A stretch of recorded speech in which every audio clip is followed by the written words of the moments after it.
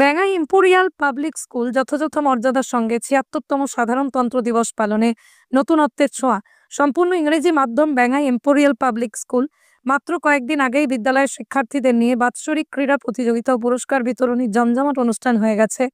আজ আবারও দেশের ৭৬তম সাধারণতন্ত্র দিবসে বিদ্যালয়ের শিক্ষিকাবৃন্দ, শিক্ষাকর্মী এবং শিক্ষার্থীদের নিয়ে এক নতুনত্বের মোড়কে শ্রদ্ধার সঙ্গে দিনটি উদযাপন। বিশেষ দিনে বিশেষ কর্মসূচির শুরুতেই জাতীয় পতাকা উত্তোলন, আম্বেদকরের প্রতিকৃতিতে পুষ্পার্ঘ্য নিবেদনে, তারপরে সুসজ্জিত শোভাযাত্রা, শিক্ষার্থী, অভিভাবক, অভিভাবিকা উপস্থিত অন্যান্যদের নিয়ে শোভাযাত্রা যায় বেঙ্গাই চৌমাথা মোড় পর্যন্ত। বেঙ্গাই মোড় পার্শ্ববর্তী দুর্গা মন্দিরে অনুষ্ঠিত হয় দেশাত্মবোধক গানের উপরে ছোট ছোট শিক্ষার্থীদের নৃত্যনাট্য। অনবদ্য দক্ষতায় কচিকাঁচাদের নৃত্য প্রদর্শনীতে মুগ্ধ হয় উপস্থিত অভিভাবক, অভিভাবিকা এবং এলাকার উপস্থিত সর্বস্তরের দর্শক।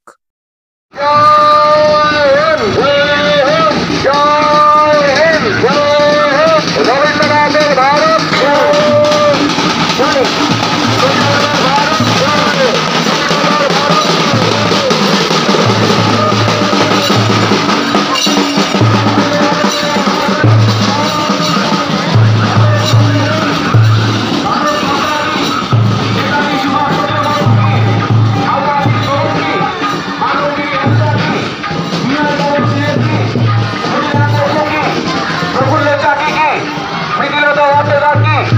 भगत सिंह की जय हिंद, जय हिंद।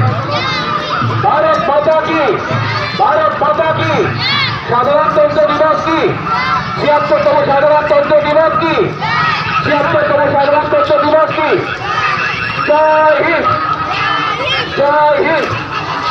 भारत माता की, भारत माता की, भारत माता की, भारत माता की। নমস্কার, আমরা বেঙ্গাই ইম্পেরিয়াল পাবলিক স্কুলে আজকে ভারতের ৭৬তম সাধারণতন্ত্র দিবস পালন করার জন্য এখানে উপস্থিত হয়েছি।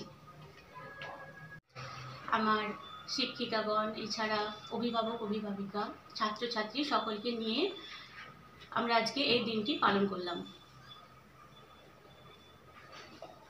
আজকের দিনে বিশেষত্ব কি? আজকের দিনে বিশেষত্ব এটাই যে ১৯৫০ সালের ঠিক এই দিনটিতে আমরা আমাদের স্বাধীন দেশের সংবিধান যে রচনা করা হয়েছিল, ডক্টর বি.আর. আম্বেদকর সেটি রচনা করেছিলেন, সেটি কার্যকরী হতে শুরু করেছিল ঠিক এই দিনটিতে। তাই এই দিনটিকে আমরা আমাদের দ্বিতীয় স্বাধীনতা দিবসও বলতে পারি। এই দিনটির গুরুত্ব ভীষণই গুরুত্বপূর্ণ এই দিনটি। তো আমাদের সকলের উচিত, সকল দেশবাসীর উচিত এই দিনটিকে সমান মর্যাদাতে পালন করা।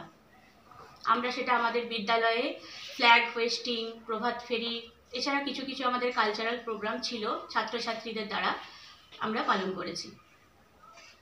আজকের দিনে দাঁড়িয়ে আগামী প্রজন্ম এবং আপনার ছাত্রছাত্রীদের কি বার্তা দেবেন? আমি আগামী প্রজন্ম বা সেখানে আমার নিজের স্কুলের ছাত্রছাত্রীও আছে, সকলকে আমি এই বার্তাই দিতে চাই যে স্বাধীন দেশে তারা যেন স্বাধীনভাবে বাঁচতে পারে, স্বাধীনভাবে ঘোরাফেরা করতে পারে এবং অন্যকে স্বাধীনভাবে বাঁচতে সাহায্য করে। এই স্বাধীনতার মর্যাদা রক্ষার দায়িত্ব আমাদের সকলের, আমাদের নেক্সট জেনারেশন সকলের আমাদের দায়িত্ব হলো এই স্বাধীনতাকে রক্ষা করা এবং ভারতীয় সংবিধান মেনে আমাদের প্রত্যেককে আমাদের জীবনযাপন করা উচিত। অনেক ধন্যবাদ।